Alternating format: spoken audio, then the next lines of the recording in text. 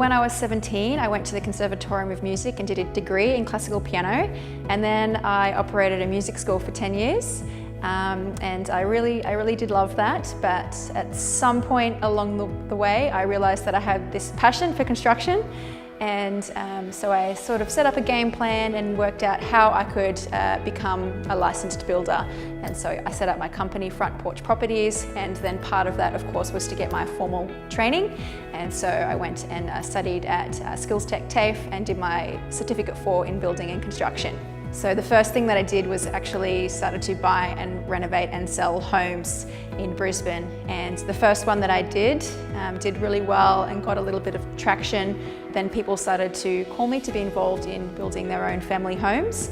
And so that's when I went back and decided to do my formal qualifications. I studied the Certificate 4 in Building and Construction at SkillsTech TAFE. That was one part of my formal training. The other part was I needed to prove to the authorities that I had enough formal building experience operating as a project manager. Then I was able to apply for my builder's license. So that's how I got myself set up. As a female, initially with no experience at all, you know, I often wonder what did the tradespeople think about me, a female boss on site. So in the early days it was certainly hard, but I guess now that I've got a little bit of momentum behind me, it's certainly a lot easier now, and it definitely helps having a fantastic team of carpenters as well.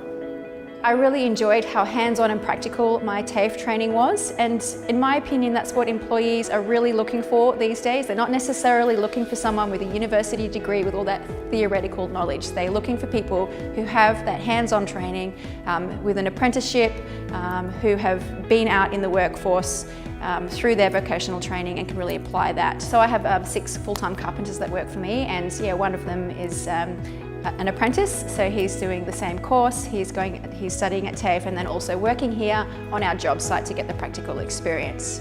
And so it's great as a woman in the construction industry to now finally, I guess, be getting a little bit of recognition, and it's really nice to have received some awards other than the Queensland Training Awards. I was also the finalist for Female Construction of the Year last year. My biggest piece of advice is make sure you find something that you're really passionate about, because you're going to be set into a career where you're spending the majority of the hours of your life working. So it's important to be passionate about it. So please consider what you really want to do, and consider if maybe there's a vocational education and training pathway option for you.